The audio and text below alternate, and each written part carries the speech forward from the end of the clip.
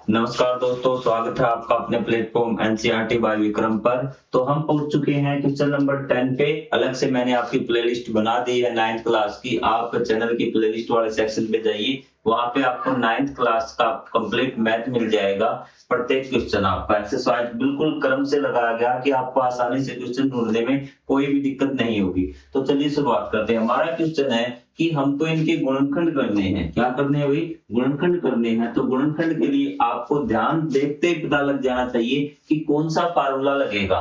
तो आपको दिख रहा है कि a की 3 जमा b की 3 का फार्मूला लगेगा, लेकिन फार्मूला लगाने से पहले आपको पहले a की 3 जमा b की 3 की फॉर्म में ले तो आइए। तो देखिए, इसको पूरे के 3 होना चाहिए, लेकिन यहाँ तो अकेले y की 3 है। तो क्या मैं इसको ऐसे लिख सकता हूँ 3y की 3? हाँ जी, बिल्कुल लिख सकते हो, क्योंकि 3 का मतलब 27 तो होता है, 3 की क्यूब का मतलब 3 की पावर 3 का। ठीक है, तो इसको मैं 5 z की पावर 3 लिख सकता हूँ। हाँ जी, बिल्कुल लिख सकते हैं। तो आपका ये a की 3 जमा b की 3 का फार्मूला यहाँ पे लगेगा, और उससे आपके फैक्टर यहाँ पे हो जाएंगे। और a की 3 जमा b की 3 का फार्मूला आप मेरे साथ बोलिए ताकि आपको याद हो जाए। देखिए, पहले तो आपको जैसा वैसे लिख दीजिए a जमा b। नीचे लिख देता हूँ ताकि पूरा एक साथ नहीं आएगा यहाँ पे आपका। तो यहाँ बोलिए मेरे साथ a जमा B, a plus B into में A square plus B square minus A B. क्या है? Minus A B. ये इसका फार्मूला, ये आपको यहाँ पे लगाना है, यहाँ वैल्यू पुट करनी है। तो सबसे पहले ए बी, तो यही लगाना है ना इसके ऊपर। तो a प्लस बी लिखिए। a आपका क्या है? 3y। b क्या है आपका? 5z। ये आपका हो गया। कोई डाउट यहाँ तक? फिर आपको ए स्क्वायर मतलब 3y का स्क्वायर। चलो एक बार तो पूरा ही लिख देता हूँ। 3y का स्क्वायर प्लस बी स्क्वायर मतलब 5z का whole square minus A B 3y गुणा में 5z, 3y गुणा में 5z। चीजें क्लियर है आपको? अब क्या करना, आपको इसको सोल्व कीजिए। ये तो आपका ऐसे ही रहेगा 3y प्लस में 5z। ये चीज आपकी हो गई। इसको z समझना बेटा आपको। क्या है? ये 5z है। अब 3y का स्क्वायर क्या आएगा? 3 का स्क्वायर 9y स्क्वायर प्लस 5 का स्क्वायर कितना? 25z स्क्वायर माइनस 3 पंजे 15y z। ये दोनों इसके फैक्टर आ गए। बस इतना ही हमें निकालना था। यहाँ पे कोई डाउट हो तो आप बोलिए किसी प्रकार का। एक बार इसका स्क्रीनशॉट ले लीजिए। और इतने बड़े बड़े बच्चों की प्रॉब्लम आती सर बोर्ड पे दिखाई नहीं देता। अब भी आपको बोर्ड पे नहीं दिखाई देता, आपको कौन कैसा दिखाई देगा भी? ये बताइए आप मुझे भी।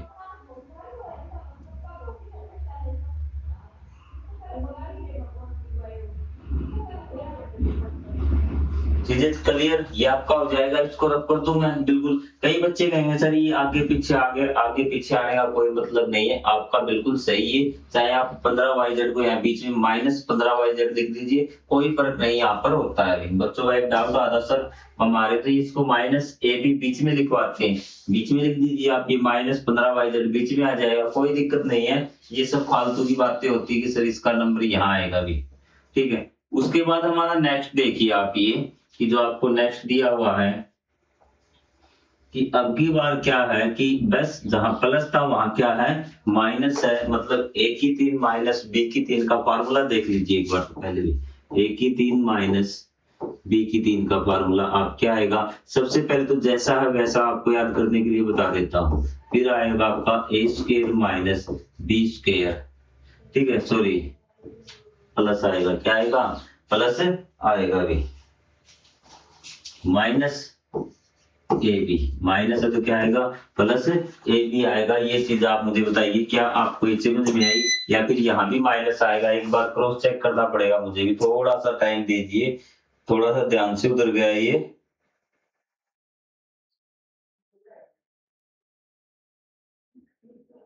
हाँ बिल्कुल सही है, प्लस ही आएगा। किसी प्रकार का कोई डाउट नहीं है, सीधा यहाँ पे प्लस ही आएगा। बस याद रखना ए माइनस बी आएगा। चीजें क्लियर आपकी यहाँ तक? तो चलिए अब इसको सोल्व करते हैं। तो यहाँ देखिए, ये वाला क्वेश्चन अब आपका भी क्या है? ये वाला क्वेश्चन है यहाँ पे पूरा का पूरा आपको क्यूब में होना चाहिए, लेकिन यहाँ 64 है। 64 को क्यूब में कैसे लिख लूं मैं? क्या इसको ऐसे लिख सकता हूँ? हाँ जी, ऐसे लिख सकते हैं। 343 किसका क्यूब होता है? ये आपका 7 का क्यूब होता है, 7n क्यूब।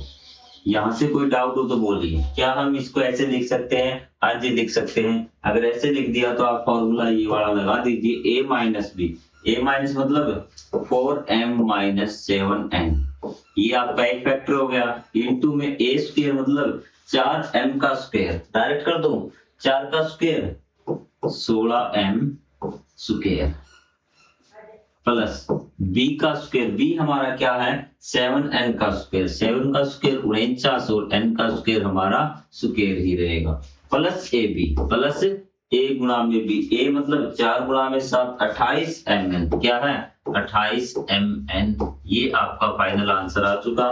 ये इसका एक फैक्टर है और ये इसका दूसरा फैक्टर है। बताइए, किसी प्रकार का आपको कोई डाउट हो तो आप कमेंट कीजिए भी।